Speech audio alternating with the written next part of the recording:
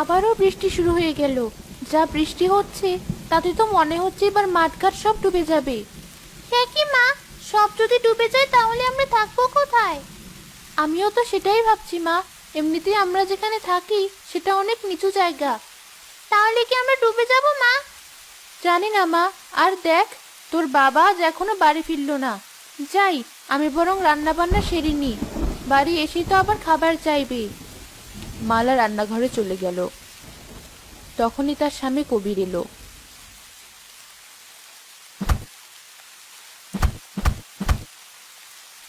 কই, কোথায় গেলে? তুমি এসেছো? আমি তো ভাবলাম বাড়ির কথা ভুলেই গেছো। কি যে বলো না। মা ঋতু, গামছাটা আন দেখি, একদম ভিজে গেছি। এই নাও বাবা। এ কি বাবা, অতগুলো কলা গাছ কেটে এনেছো কেন? দরকার আছে মা, যা বৃষ্টি শুরু হয়েছে তাতে ওগুলোই আমাদেরকে বাঁচাবে। কলা গাছ আমাদেরকে বাঁচাবে? এ আবার কি কথা?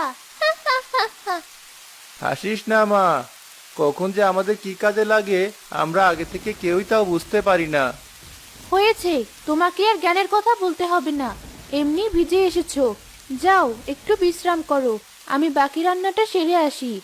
মালা আবারও রান্নাঘরে চলে গেল। বিকেলে বৃষ্টি কমলো। বউ, ও বউ, কোথায় গেলে? কি হয়েছে? সারাক্ষণ এত কিসের ডাকাডাকি তোমার? রাগ করছো কেন? হাতুড়িটা দাও দেখি। হাতুড়ি দিয়ে আবার কি করবে? কলা গাছের বাড়ি বানাবো। কলা গাছের বাড়ি? এমন বাড়ির নাম তো বাপের জন্মেও শুনিনি। শোনোনি তাতে কি হয়েছে? এবার শুধু শুনবে না, দেখবেও। আবার এমন কিছু করো না যাতে সবাই তোমায় পাগল বলে ডাকে। এমনিতেই গ্রামে মুখ দেখানোর জো নেই, তার উপর এমন এক একটা কাজ করো মানুষের হাসির পাত্র হতে হয়। মানুষের কথায় অত কান দিও না তো। ওরা এমনই, সবসময় এর ওর পিছনে লেগে থাকে।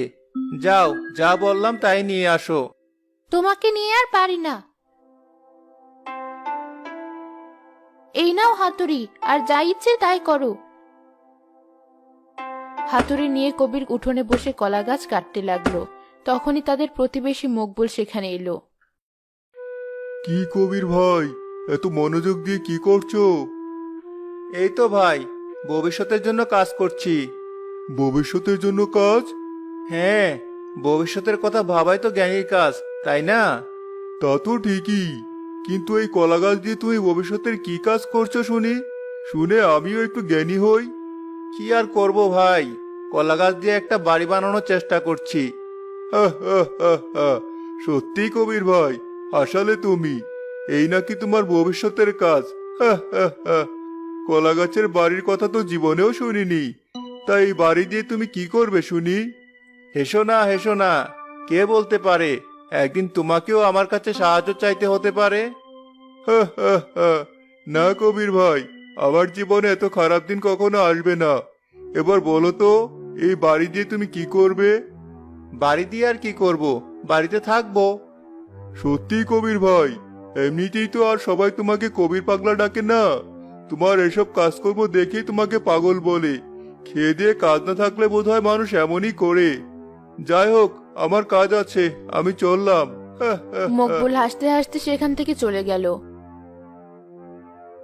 কিন্তু কবির সেদিকে মন না দিয়ে তার কাজ করতে লাগলো।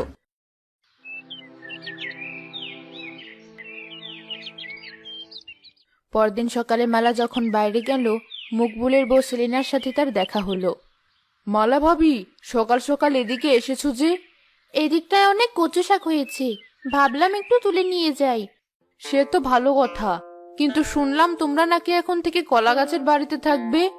কলা গাছের বাড়িতে থাকবো? এসব তোমাকে কে বললো? সারা গ্রাম জানে অথচ তুমি জানো না? সবাই তো হাসাহাসি করছে কবির ভাইয়ের কলা গাছের বাড়ির কথা শুনে। সত্যি, তোমার স্বামী পারেও বটে। দেখো সেলিনা, আমার স্বামীর নামে কিচ্ছু বলবে না। উনি সহজ সরল হতে পারে, তাই বলে তাকে নিয়ে হাসাহাসি করা মোটেও ঠিক না। আমি আবার কি করলাম? লোকেরা যা বলছে আমি তো তোমাকে সেটাই বললাম। তাছাড়া অমন কাজ করলে হাসির পাত্র তো হতেই হবে। তোমার সাথে কথা বলে সময় নষ্ট করে আমার লাভ নেই। সেলিনা সেখান থেকে চলে গেল। মালাও রাগান্বিত হয়ে বাড়ির দিকে চলে গেল। আর থাকবো না এই বাড়িতে। দিন দিন লোকটার পাগলামি যেন বেড়েই চলেছে। এ কি হয়েছে তোমার? সকাল সকাল এমন চেঁচামেচি করছো কেন? চেঁচামেচি করবো না তো কি করব? সবার মতো আমিও তোমাকে নিয়ে হাসবো? আশ্চর্য, আমাকে নিয়ে হাসবে কেন? আমি আবার কি করলাম? কেন জানো না কি করেছো? সারা গ্রাম তো রাজ্য হয়ে গেছে। তুমি নাকি কলা গাছের বাড়ি বানাচ্ছো, আর এখন থেকে নাকি ওই বাড়িতেই থাকবে। এতে আবার হাসির কি আছে? দেখো বউ, যা করছি তা আমাদের ভালোর জন্যই করছি। আমারও তো ভালো দেখে কাজ নেই, কালই আমি বাপের বাড়ি চলে যাব। বউ, তুমি হয়তো বুঝতে পারছো না, কিন্তু সময় হলে ঠিকই বুঝতে পারবে। আর সবার মতো তুমিও তখন আফসোস করবে। অত জেনে শুনে কাজ নেই। আজ থেকে ওই কলা গাছের বাড়ি বন্ধ করো, নইলে কিন্তু। তোমার যা ইচ্ছে তুমি তাই করো, বাড়ি তো আমি বানাবোই। কবির আবারও কলা গাছের বাড়ি বানাতে লাগলো। সাথে সাথে বৃষ্টি শুরু হয়ে গেল। মা ঋতু, ছাতাটা নিয়ে আয় তো।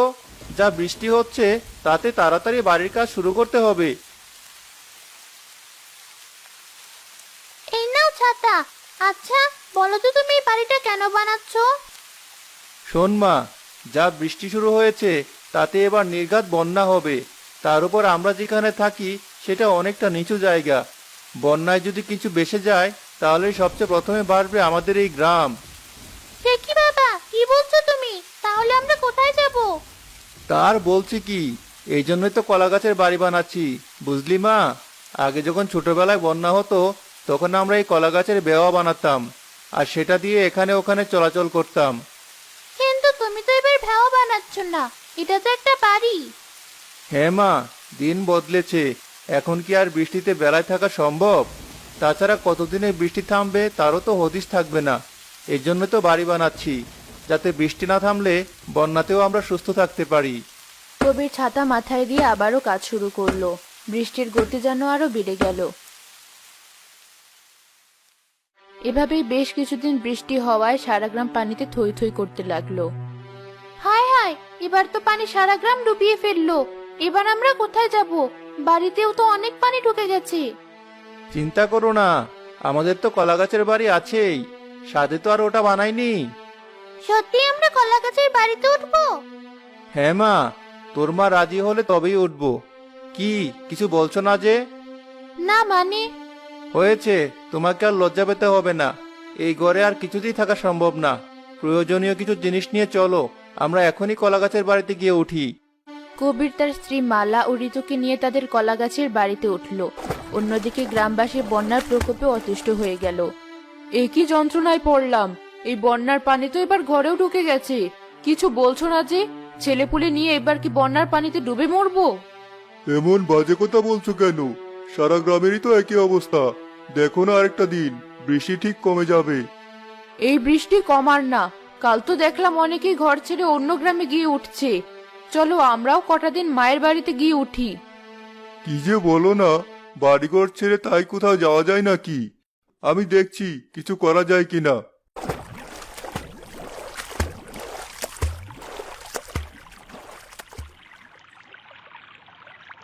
আরে, ওটা আবার কি? দেখে তো মনে হচ্ছে কলা গাছের বাড়ি। তার মানে এটাই কবির ভাইয়ের সেই কলা গাছের বাড়ি। গিয়ে দেখে আসি তো।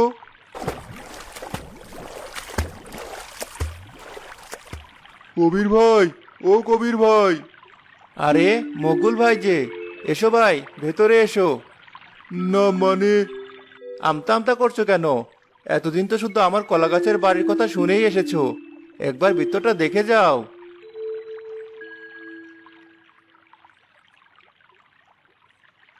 ভেতরটা দেখে মকবুল অনেক চমকে গেল। এ বাবা, এই তো দেখছি পুরোপুরি আসল বাড়ির মতোই। এখানে তো সবাই আছে। হ্যাঁ মকবুল ভাই, ভাগ্যিস আপনার ভাই বুদ্ধি করে বাড়িটা বানিয়েছিল। তাই তো এই বন্যাতেও আমরা বেশ ভালোই আছি। এসেছেন যখন দুপুরের খাওয়াটা খেয়ে যাবেন। আমি রান্না চড়িয়েছি।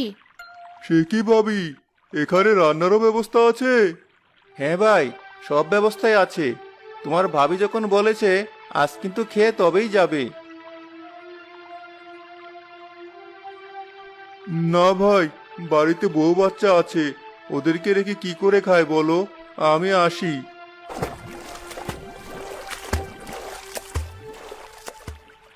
পরদিন হতেই সারা গ্রাম বন্যার পানিতে ডুবে গেল। গ্রামবাসীরা যে যার বাড়ির চালে আশ্রয় নিল।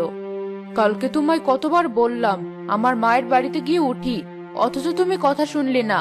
এবার এতটুকু ছেলেকে নিয়ে এই বৃষ্টিতে ঘরের চালে এসে থাকতে হচ্ছে। আমার খুব ভয় করছে মা, মনে হচ্ছে এখনই পানিতে পড়ে যাব। কাঁদিস না বাবা, উপরওয়ালা ঠিক একটা ব্যবস্থা করবে। কি হলো, তুমি এখন চুপ করে বসে আছো কেন?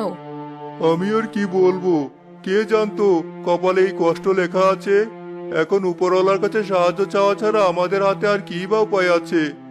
মুকবুল আর সেলিনা যখন তাদের ঘরের চালে দাঁড়িয়েছিল, তখনই কবিরের কলা গাছের বাড়ি ভাসতে ভাসতে সেদিকেই আসলো। মকবুল ভাই, ও মকবুল ভাই, ওখানে দাঁড়িয়ে আছো কেন? তাড়াতাড়ি সবাইকে নিয়ে এদিকে এসো।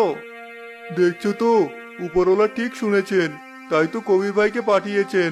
চলো, ছেলেটাকে নিয়ে আমরা কবির ভাইয়ের কলা গাছের বাড়িতে গিয়ে উঠি। কিন্তু আর কিন্তু কিন্তু করো না, এছাড়া আমাদের কাছে আর কোনো উপায় নেই।